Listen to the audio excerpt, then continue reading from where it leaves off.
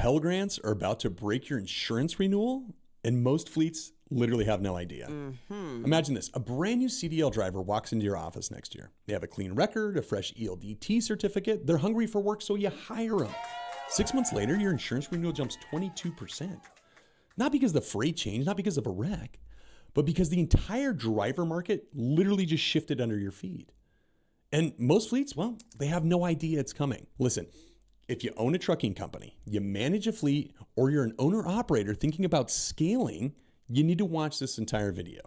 Because in the next few minutes, we're going to break down a few things. First, a federal change kicking in July 1st, 2026 that almost no one is talking about.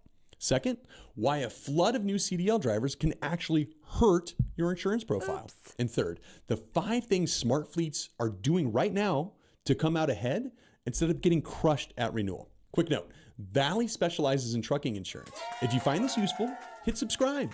Because in the next 12 months, things in trucking are going to get wild. And we're going to walk you through every single piece of it together. Let's get into it. The federal government literally just changed the economics of becoming a truck driver. Starting July 1st of 2026, Pell Grants can now officially be used for many CDL training programs. The translation? Thousands of people who couldn't afford CDL school before, well, now they suddenly can. Right now, CDL schools cost anywhere from $4,000 to $10,000. For a lot of working class Americans, that might as well be over 40 grand. So they never enter the trucking market.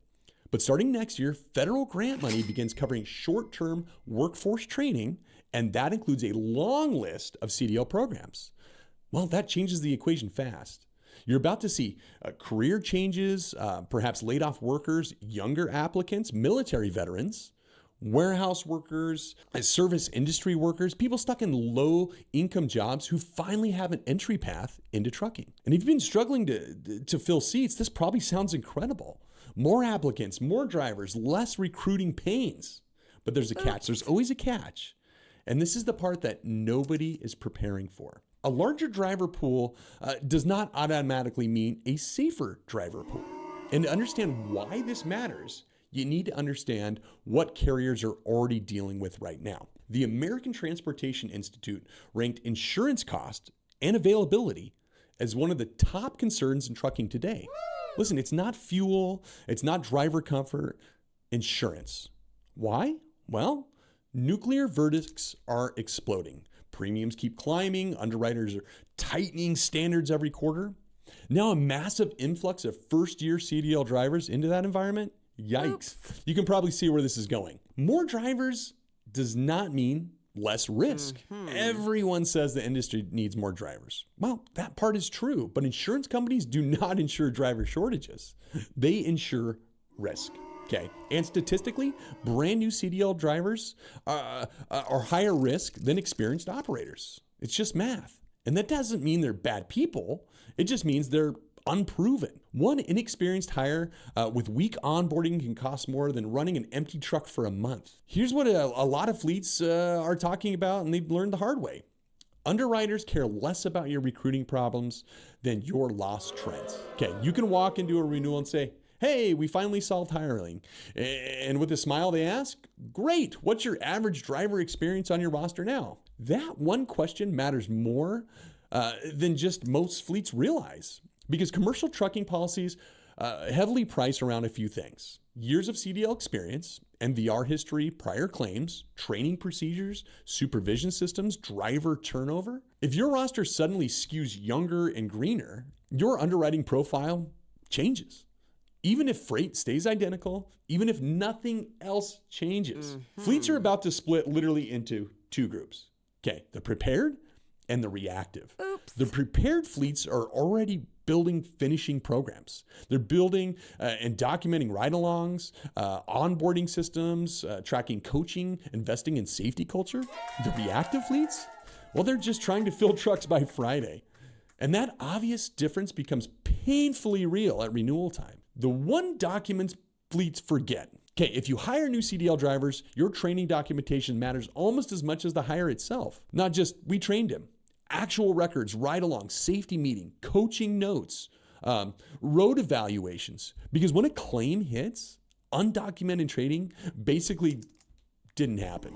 Now, here's something even more important. Not all CDL schools are equal. And this matters way more after the Pell Grant expansion.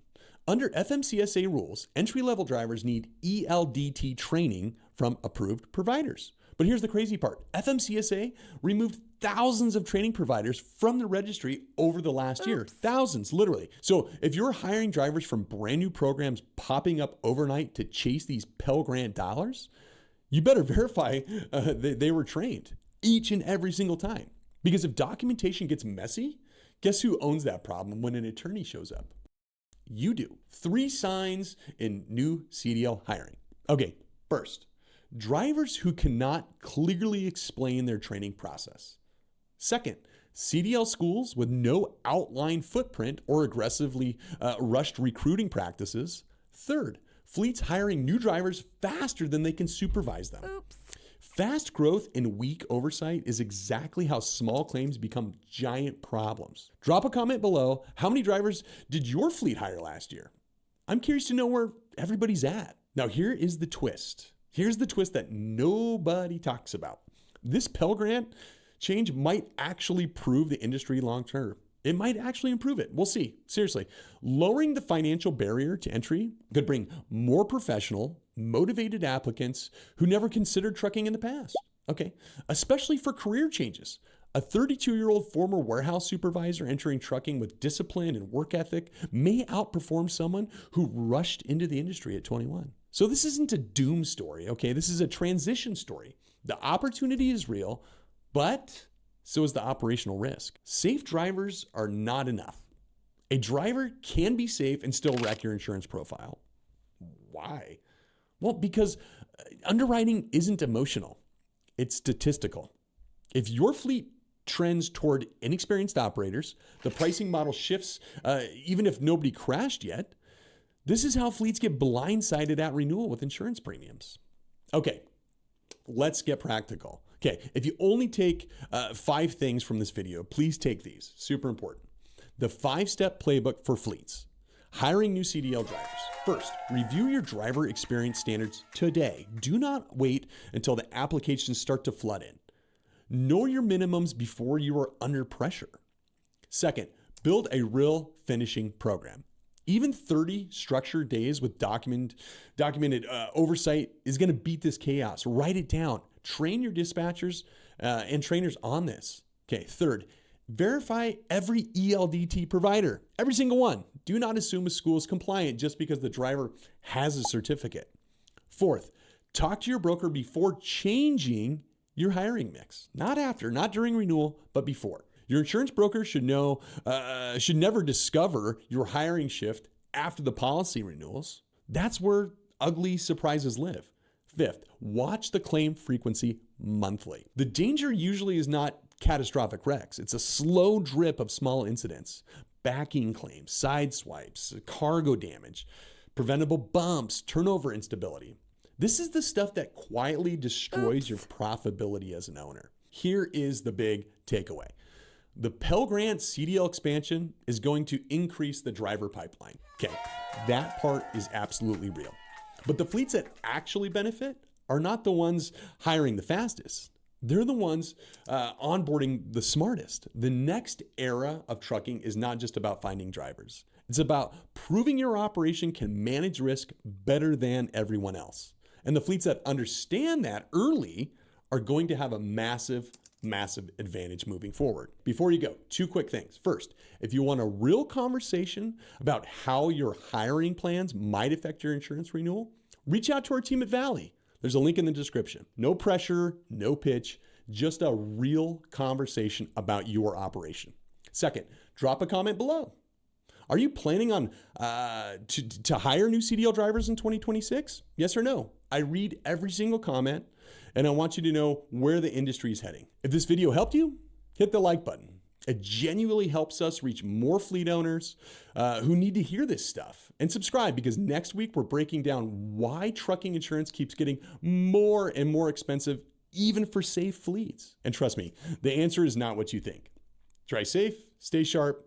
We'll see you next time.